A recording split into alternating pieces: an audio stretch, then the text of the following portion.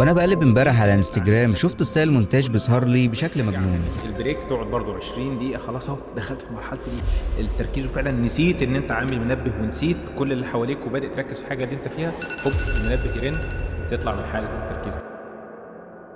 وعلى قد ما هو بسيط اكتشفت ان ناس كتير قوي مش عارفه تعمله، ففي الفيديو ده هقول لك كل التفاصيل واعرفك ازاي تعمل الستايل ده من الصفر حتى لو ما تعرفش اي حاجه في المونتاج. وتاكد انك تكمل الفيديو للاخر عشان انا جايب لك هديه انا شاريها بفلوس بس هديها لك ببلاش. وانا مش بعمل زي الناس التانية، مش بحفظك افكتات، انا هقول لك ازاي تبقى شخص مبدع، تعرف ازاي تفكر كمخرج. بس خليني اقول لك على حاجه مهمه، انك تتعلم مونتاج حاجه وانك تستخدمه عشان تبني منه دخل محترم حاجه تانية خالص. عشان كده قررنا نعمل برنامج تدريب ومدته 3 شهور يخليك تحول مهاره المونتاج دي لمصدر دخل تعمل منه فلوس بالدولار، وتقدر انك تشتغل من اي مكان في العالم حتى لو لسه بتدرس. باشمهندس طاهر بيعلمك ازاي تفكر زي المليونيرز وتستغل كل فرصه عشان تنجح، وانا بقى هعلمك المونتاج من الصفر حتى لو ما تعرفش اسم البرنامج ولا ايه اصلا كلمه فيديو دي، لحد ما تقدر انك توصل لمستوى انك تعمل ستايلات زي ايمان جدزي واحمد ابو الروب وغيرهم كتير. وكمان هعلمك الجرافيك ديزايننج عشان تقدر تعمل ثامبنيلز قويه جدا زي اللي عندنا على الشانل. وبرضه حابب اجاوب على كام سؤال اتسال لي.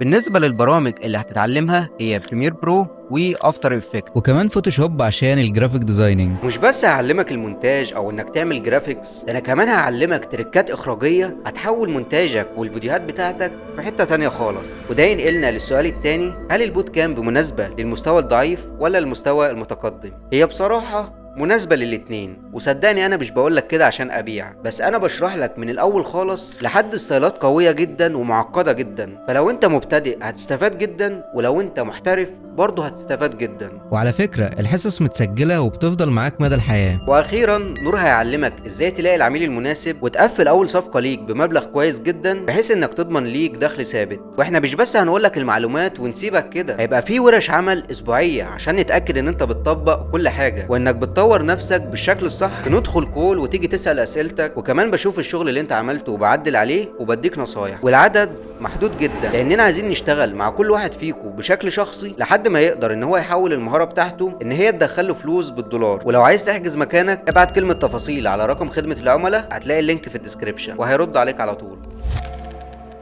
اول حاجه بدات اعملها اني ادخل الفيديو البرنامج، وطبعا ده كان فيديو يوتيوب للباشمهندس احمد ابو زيد، بس انا خدت الجزء اللي انا عايزه وخليت المقاس فيرتيكال اللي هو مقاس الانستجرام والتيك توك، والفيديو كان صغير كده بس انا كبرته شويه. اول حاجه بقى عايز اعملها وهي ان اعمل الحواف الدائريه، وعلى عكس المتوقع وعارف ان انت هتفكر ان احنا هنعمل الافكت على الفيديو، بس هقولك لا، لان ده عشان نعمله على اي فيديو هنضيفه شكله هيتغير على حسب مقاس الفيديو، وكمان هتبقى حاجه متعبه جدا. فالحل للموضوع ده وهي الصوره دي انا صممتها على فوتوشوب وصدرتها بصيغه البي ان جي، وما تقلقش هسيبها لك في الديسكريبشن. فابدا اسحبها كده على التايم لاين واخليها على قد الفيديو، فالفيديو هيبقى بالشكل ده. بس كده الموضوع بسيط جدا. الخطوه اللي بعدها بقى هبدا اسمع الفيديو كويس واتخيل المشاهد اللي فيه عشان اقدر احط مشاهد من الافلام، ودي بقى الهديه اللي انا هقدمها لك. هسيب لك ملف درايف فيه مشاهد افلام كتيره جدا، والله انا شاري الملف ده بفلوس بس هديهولك ببلاش. فزي ما قلت لك هبدا ان انا اشغل الفيديو واتخيل المشاهد اللي انا هضيفها. ترجع من البريك تقعد برضو 20 دقيقة، خلاص اهو دخلت في مرحلة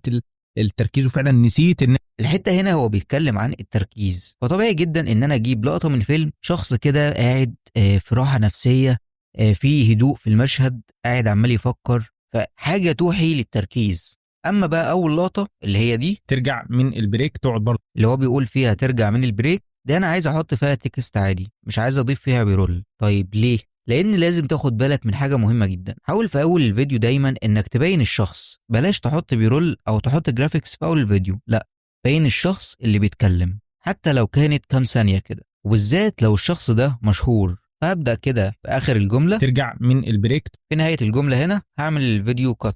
ليه انا عملت له كات؟ عشان ابدا اضيف البيرول اللي انا عايزها، اللي قلت لكم هضيف شخص عمال يفكر في الجزء ده من اول ما بينتهي من الجمله. تعالى كده نسمع الجمله. تقعد برضو 20 دقيقة، خلاص اهو دخلت في مرحلة التركيز، وفعلا نسيت ان انت عامل منبه. بص بقى، حط في بالك كده قاعده دايما، مع كل نهايه جمله هنغير الفيديو اللي احنا حاطينه. يعني ايه؟ يعني الجمله هنا بتقول تقعد برضو 20 دقيقة، خلاص اهو لحد ما بيقول تقعد برضو 20 دقيقه، خلاص اهو دخلت في مرحلة من اول خلاص اهو هعمل كات. تعالى بقى نكمل كده الجمله. خلاص اهو دخلت في مرحلة التركيز وفعلا نسيت. دي بقى هقسمها لاتنين. هبدأ برضو هنا اخد جملة بسيطة وهعمل كت. خلاص اهو دخلت في مرحله اول ما بخلص الجملة اللي هو دخلت في مرحلة وهعمل كت اهو دخلت في مرحله بالشكل ده. بص انا شايف ان هو كده حلو. تعالى نعمل الجزء اللي احنا عملنا له كت ده بعدين نكمل. احنا قلنا اول جزء ده مش هنحط فيه اي فيديوهات، فهنبدأ من تاني كت ده. تقعد برضو 20 دقيقه. خلاص اهو. طيب في الجزء ده زي ما قلت لكم عايز اجيب فيديو لشخص كأنه قاعد كده وعمال يفكر، فانا جبت الفيديو ده. وطبعا زي ما قلت لك كل الفيديوهات دي هتلاقيها في ملف الدرايف، فهبدأ اجيبها كده واخليها على قد الكت ده بالطريقة دي. تقعد برضو 20 دقيقه. خلاص اهو دخلت في مرحله طيب الحتة دي برضو اللي هو بيقول خلاص اهو هيجيب فيديو تاني. انا جبت فيديو لنفس الشخص اللي هو ده عشان يبقى الفيديو اللي قبله متماشي مع اللقطة اللي بعدها، فهبدأ برضو احطها كده على قد الكت. يعني اصلا الموضوع حرفيا قص ولزق، الموضوع بسيط جدا. تعالى كده نشوف اللقطة اللي بعدها. التركيز. طيب برضو هنجيب لقطة الحتة دي اللي هو بيقول فيها التركيز. فانا جبت حاجة كده للفضاء كأنها بتوحي للعقل الباطني للشخص وهو بيفكر كده، فهبدأ برضو احطها هنا بالشكل ده. التركيز وفعلا نسيت. في الاخر برضو هنا لما بقول فعلا نسيت اعمل كت بالشكل ده، وهي اصلا على قدهم بالظبط. وطبعا اللقطه دي اصلا متغيره، يعني فيها فيديو كده واللقطه اللي بعديها بالشكل ده، وكمان ماشيه مع الكت، يعني اللقطه دي هنا واللقطه دي هنا، وبرضو بتنتهي زي ما انا عايز بالظبط. طيب نشوف الجمله بقى اللي بعدها. ان انت عامل منبه ونسيت كل اللي حواليك وبدأ. بيقول نسيت ان انت عامل منبه ونسيت كل اللي حواليك، فبرضو هبدا اجيب فيديو كمان. فبرضو لقيت الفيديو ده يعني تكملة كده الفيديو اللي وراه، بيوحي برضه لأن الشخص كده عمال يفكر في حاجات وحاجات عمالة تنفجر في دماغه، فده مدي إحساس كده إن الشخص منغمس جدا في التفكير. فهبدأ أحطها كده بالشكل ده. ان انت عامل منبه ونسيت كل اللي حواليك. طيب دي برضه هنقسمها لكذا جزء. أول جزء ان انت عامل منبه ونسيت. لما بيقول نسيت إن أنت عامل منبه، ان انت عامل منبه في الجزء ده بالظبط وهنعمل كت. وبرضه الجزء ده هيبقى لوحده اللي بيقول فيه نسيت، فهنقسم برضه الجملة دي لاتنين. أول حاجة كلمة نسيت، الجملة اللي بعدها كل اللي حواليك. كل اللي حواليك وبدأ. فالحتتين دولت هيبقوا منفصلين، كل واحدة هنحط فيها برول مختلفة. واللي بعدها بقى وبدأ تركز في حاجة اللي انت فيها، فهنعمل كت هنا. وبدأ تركز في حاجة اللي انت فيها.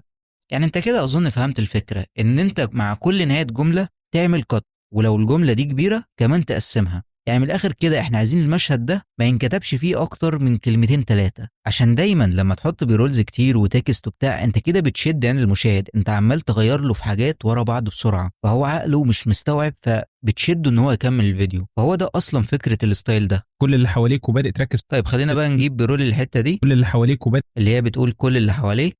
الفيديو ده اصلا ممكن نكمله على الحته اللي بعدها ونغير بس التكست، فهتبقى حلوه برضو. يعني تعالى كده نبص احنا عملنا ايه. ترجع من البريك تقعد برضو 20 دقيقه. خلاص اهو دخلت في مرحله التركيز وفعلا نسيت ان انت عامل منبه ونسيت كل اللي حواليك وبدأ تركز في حاجه. هتلاقي مع كل جمله في فيديو جديد. تعالى كده نشوف بقى الجمله اللي بعدها. وبدأ تركز في حاجه اللي انت فيها. لما بيقولوا بدأ تركز في الحاجه اللي انت فيها، تعالى برضو كده نجيب فيها بيرول نفس الشخص اللي هو اوبنهايمر بالمناسبه. عايزينه برضو كده يكون بيفكر ومندمج في التفكير، عشان هنعمل حركه سينماتيك في اللقطه دي. وبدأ تركز في حاجه اللي انت فيها. هوب، يعني اول فيديو الشخص كده عمال يفكر، بعد كده اللقطات اللي وراها كأني كده دخلت جوه دماغ الشخص ده، وفي حاجات كده عماله تنفجر في دماغه من كتر التفكير. بعد كده اللقطه اللي وراها عايز اجيب الشخص ده تاني وهو بيفكر، بس يكون زاويه مختلفه وشكل مختلف، عشان لو تشوف اللقطه اللي بعدها شوف احمد ابو زيد بيقول ايه. هوب المنبه يرن. لما بيقول هوب المنبه يرن تحس ان هو كده فصلك من المود. فالحته دي انا هبدا احط فيها ساوند افكت منبه، كأني كده فصلت الهدوء اللي حصل من شويه. زي ما قلت لك انا عايز اجيب في الحته دي اوبنهايمر وهو بيفكر. وبصراحه في حته ساعدتني قوي في الموضوع ده، ان انا لقيت لقطه لاوبنهايمر وهو بيفكر كده، وفجاه بص بيفصل كأني في حاجه فجعته كده. فدي هستخدمها، والحته لما بيتفجع كده هحطها بالظبط على الحته اللي احمد ابو زيد بيقول فيها هوب المنبه بيرن، كأنه كده اتفصل من المود. فابدا اجيبها كده احطها على الفيديو، وماتش الصوت مع الحته اللي بيقول فيها احمد ابو زيد هوب المنبه بيرن. حاجه اللي انت فيها هوب المنبه يرن. بص بقت عامله ازاي، ماشيه مع الفيديو بطريقه، يعني لو احمد ابو زيد مصور الفيديو ده مخصوص عشان اللقطه دي مش هتبقى ماتش مع بعضها بالطريقه دي. هنبص بقى الحته الزياده دي مش محتاجينها. فتعالى كده نبص الفيديو كله بقى عامل ازاي. ترجع من البريك تقعد برضو 20 دقيقه. خلاص اهو دخلت في مرحله التركيز وفعلا نسيت ان انت عامل منبه ونسيت كل اللي حواليك وبدأ تركز في حاجه اللي انت فيها. هوب المنبه يرن. تطلع من حاله التركيز. الخطوه اللي بعدها بقى بكل بساطه كده ان احنا هنبدا نكتب التكست. خلينا برضو نجيب الفيديو النهائي اللي انا عملته عشان بقى ابدا اشرح لك على التكست وازاي انا عملت التاثيرات بتاعه التكست اللي انت شفتها. خلينا ناخد اول حاجه، ترجع من البريك. هنكتب ترجع من البريك، وهعرفك ازاي تعمل تاثير التكست ده عشان انطلب مني بطريقه مش طبيعيه. خلينا نرجع للفيديو بتاعنا هنا. فاول حاجه هجيب اداه التكست وهكتب كلمه ترجع بالشكل ده. بعدين هروح للبانل بتاعه الاسينشال جرافيكس وهبدا بقى اغير الفونت بتاع التكست. انا اخترت الفونت ده فده اسمه لو عايز تحمله، وهبدا اكبر التكست بالطريقه دي. وطبعا تقدر تكبره او تصغره من الافكت كنترول. فاكبر السكيل شويه وهجيبه شمال شويه كده من البوزيشن واخليه هنا بالشكل ده. طيب عشان بقى تديله التأثير اللي زي اللي في الفيديو، الموضوع بسيط جدا. وانت واقف كده في الافكت كنترول هتنزل شويه كده لحد البلند مود، هتضغط عليها ضغطه وهتخلي البلند مود بتاعه ديفرنس. بس يعني هو كده الموضوع بسيط جدا. طيب الكلمه الثانيه اللي احنا عايزين نكتبها، ترجع من هنكتب هنا من وهنكتب فوقها البريك.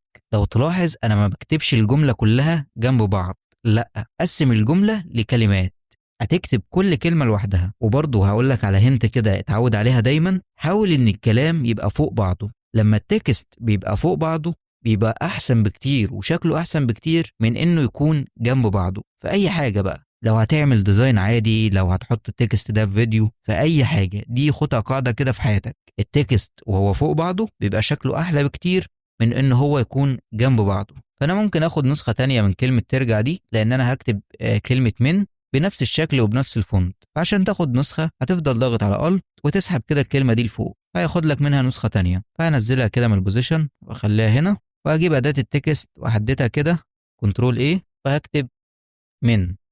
لو تشوف بقى الفيديو هتلاقي كلمة من فيها شرطة طويلة كده في النص. فازاي بقى تعمل الشرطة دي؟ أول حاجة هتقف ما بين الكلمة بأداة التكست، هتضغط كليك كده ما بين الحرفين وهتضغط شيفت جي من الكيبورد. ولو عمل معاك المشكلة دي تعالى أقول لك تعمل إيه. خلينا كده نرجع كنترول زد عشان يحذف لنا الخط ده، وهتحدد الكلمة كنترول ايه، هيعمل لك سيلكشن عليها كده. ومن البانل بتاعت الاسينشال جرافيك هتنزل تحت شوية كده وهتختار على العلامة دي. فلو لقيت التكست جه شمال كده فمن البوزيشن هتجيبه يمين بالطريقه دي. دلوقتي بقى لو وقفت ما بين الحرفين وضغطت شيفت جي فهتلاقي ان الخط او الشرطه دي بتتعمل بكل سهوله. هتبدا بقى تظبطها بالشكل ده، وهخلي بقى الاتنين تكست دولت على قد المشهد الاول. بعد كده بقى انا عايز اكتب كلمه البريك، فبرضه هجيب اداه التكست واضغط كده كليك وهكتب البريك. اغير بقى المره دي شكله، مش هخليه بنفس الشكل التاني للتكست التاني ده، بس هخليه على نهايه المشهد كده. واروح للاسينشال جرافيكس وهغير الفونت بتاعه، واختار مثلا الفونت ده، وده برضو اسمه للي عايز ينزله. وبرضه هغير اللون بتاع التكست، اخليه لون اصفر بالشكل ده. خلينا بقى نكبره كده من الافكت كنترول وننزله تحت شويه هنا. واخر حاجه هنزامن دخول التكست مع الكلام بتاع الشخص، يعني هو بيبدا يقول البريك من اول هنا. ترجع من البريك ممكن بس نكبرها حاجه بسيطه. ترجع من البريك كده تمام. نروح بقى على المشهد اللي بعده. تقعد برضو 20 دقيقة. ده الفيديو النهائي عشان اوريك شكل التكست اللي انا كتبته بيه. كتبت كلمة تقعد هنا وبرضه هنا، وكتبت 20 دقيقة ورا الشخص. فهنرجع بقى كده للفيديو بتاعنا. ممكن ناخد التكست اللي احنا عملناه ده، هناخده كوبي، هنفضل ضاغط على الالت وهسحبه كده فهيعمل لي منه نسخة. وطبعا انا مش محتاج الافكت ده، فهنروح للبلند مود وهنرجعها تاني نورمال. هنغيرها بقى، احددها كده كنترول ايه واغيرها لكلمة تقعد، وهتحكم بقى فيها من الافكت كنترول، اخليها هنا بالشكل ده. بعد كده بقى هاخد منها نسخة تانية وهنزلها تحت هنا، وهكتب الكلمة التانية اللي هي كلمة برضو، هسحبها شمال شوية كده وهخليها هنا. طيب الكلمة اللي بعدها وهي 20 دقيقة، وهتلاحظ في الفيديو النهائي ان هي ورا الشخص. فازاي بقى نعمل الحركة دي؟ اول حاجة هتروح للفيديو اللي احنا ضفناه اللي هو الشخص وهو قاعد كده، هتعمل من الفيديو ده نسخة تانية، وهتروح بقى للنسخة اللي فوق، هتضغط عليها كليك يمين وهتختار ريبليس وذ افتر افكت كومبوزيشن، فيفتحها لك بالشكل ده في افتر افكت. هتختار اداة الروت سكوب وهتضغط على الفيديو دبل كليك، وهتبدأ بقى تحدد الشخص بالشكل ده. لو لقيت التحديد خرج بره الشخص كده هتفضل ضاغط على الالت فهيبقى بالسالب عشان تقدر تظبط التحديد اللي بيخرج بره الشخص. فابدأ كده احدد الشخص كله بالطريقه دي، وبعد ما خلصت تحديد هضغط على سبيس من الكيبورد عشان يكمل التحديد على الفيديو كله، وبعد ما اخلص هضغط على فريز. فدلوقتي لو رجعت على بريمير تاني فكده احنا عندنا نسختين، النسخه اللي هي روت سكوب من غير خلفيه والنسخه اللي بالخلفيه.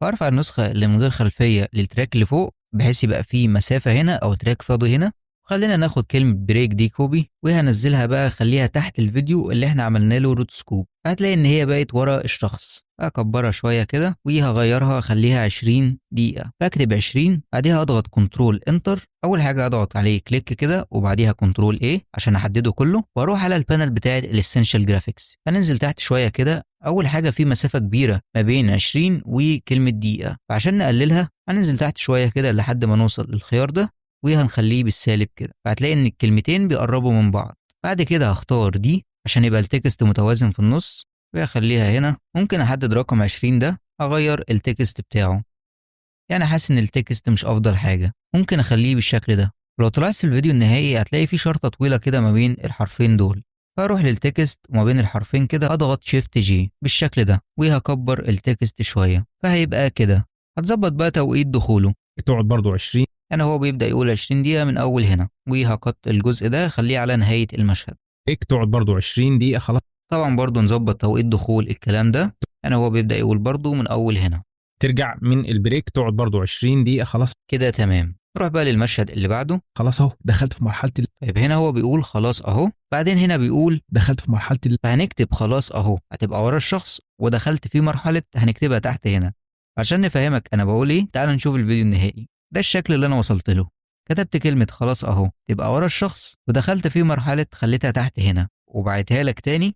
هتلاقي ان انا كاتب كل التكست فوق بعض مش جنب بعض خالص، وكمان ما كتبتش التكست كلها بنفس الشكل. فخلي بالك من الحاجات دي كويس جدا، وبالذات كمان في الستايل ده ان انت تنوع ما بين شكل التكست وحجمه واللون بتاعه. وعرفك برضو ازاي تعمل الشكل اللي هو في التكست اللي ورا ده، تخليه كده كأنه إضاءة. أول حاجة محتاجين نعملها إن احنا نعمل روت سكوب للشخص عشان نكتب التكست وراه. فأعمل نسخة من الفيديو واضغط عليه كليك يمين وريبليس وذ افتر افكت كومبوزيشن، وهختار الروت سكوب ودبل كليك على الفيديو وهبدا احدد الشخص. ولو السلكشن خرج بضغط على الالت فبيبقى بالسالب، فاقدر اقلل السلكشن بالشكل ده. بعد ما حددته هضغط على سبيس من الكيبورد عشان يكمل التحديد على الفيديو كله، وبعد ما بيخلص بتضغط على فريز. فدلوقتي لو رجعت على بريمير تلاقي ان الروت سكوب اتطبق على الفيديو. فخلينا بقى نكتب التكست. ممكن ناخد التكست ده كوبي بالشكل ده ونخليه تحت الفيديو بتاع الشخص بالطريقة دي. خلينا نرفع الفيديو ده في التراك اللي فوق ونرفع التكست ده شوية وهنكتب كلمة خلاص، وفي نص الكلمة كده هضغط شيفت جي عشان يعمل لنا شرطة طويلة بالشكل ده. خلينا نصغر التكست ونخليه فوق بالشكل ده. فده الشكل اللي انا وصلت له. عشان بقى تديله الافكت يبقى اضاءة كده هتروح على البلند مود في البانل بتاعت افكت كنترول وهتخليها على اوفرلاي، فهيبقى بالشكل ده. هنعمل منه نسخة تانية عشان نكتب الكلمة التانية، يعني هو بيبدأ يقول اهو من اول هنا، فخلينا ننزلها تحت كده ونكتب كلمة اهو.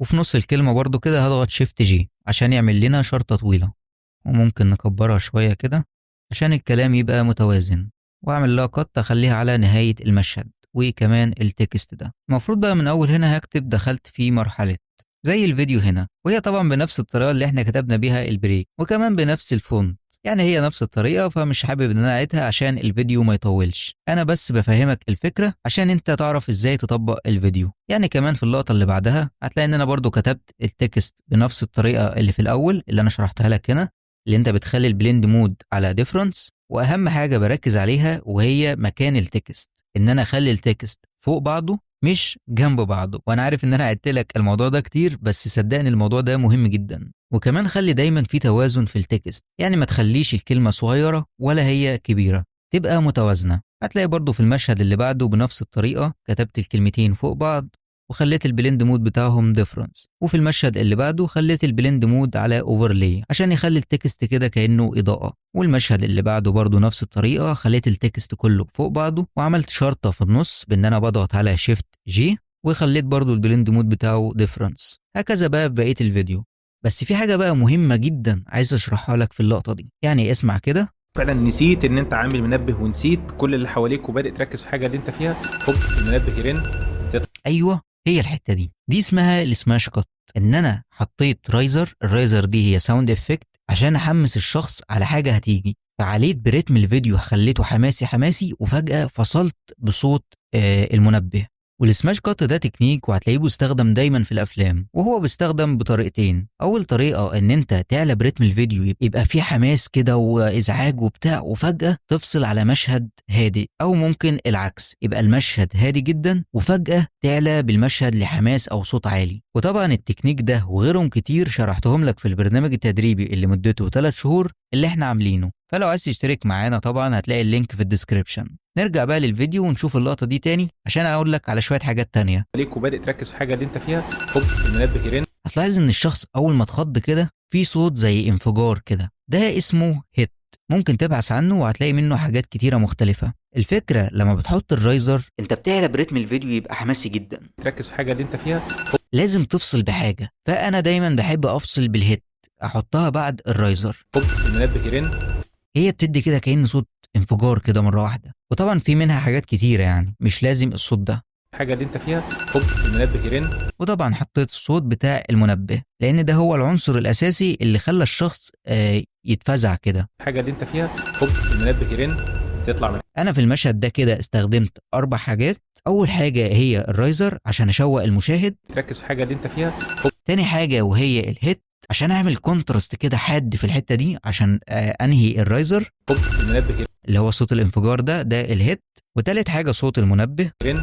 تطلع من حاجه. وفي الباك جراوند وهي الاكابيلا. وطبعا الاكابيلا للي ما يعرفش هي صوت همهمات لصوت بشر بتحاكي صوت الموسيقى، فهي طبعا حلال عشان مش بتأثر على العقل زي الموسيقى. فلو انت عايز تستخدم حاجة حلال استخدم الاكابيلا. انا شغلك الفيديو كله لاخر مرة، عايزك تسمعه، بس المرة دي وانت بتسمع الفيديو عايزك تبدأ تحلله واحدة واحدة، وانا هسيب لك كل الملحقات اللي استخدمتها في الديسكريبشن. حتى اللقطة بتاعت الباشمهندس أحمد أبو زيد هسيبها لك رو عشان تبدأ تتدرب على كل حاجة واحدة واحدة، وكل الصور وكل الفيديوهات حتى الفيديوهات بتاعت الأفلام زي ما قلت لك هسيبها لك في ملف درايف. وطبعا مش بس اللي احنا استخدمناه في الفيديو ده في الملف في فيديوهات كتيرة قوي انا هسيبها لك كلها بشكل مجاني تقدر تستخدمها في شغلك. فزي ما قلت لك ابدأ اسمع الفيديو لآخر مرة وابدأ حلل كل حاجة لوحدها عشان تعرف تطبق على الفيديو، ولازم تطبق ما ينفعش تسمع بس. فخليني بقى كده اشغل لك الفيديو لآخر مرة. ترجع من البريك تقعد برضو 20 دقيقة، خلاص اهو دخلت في مرحلة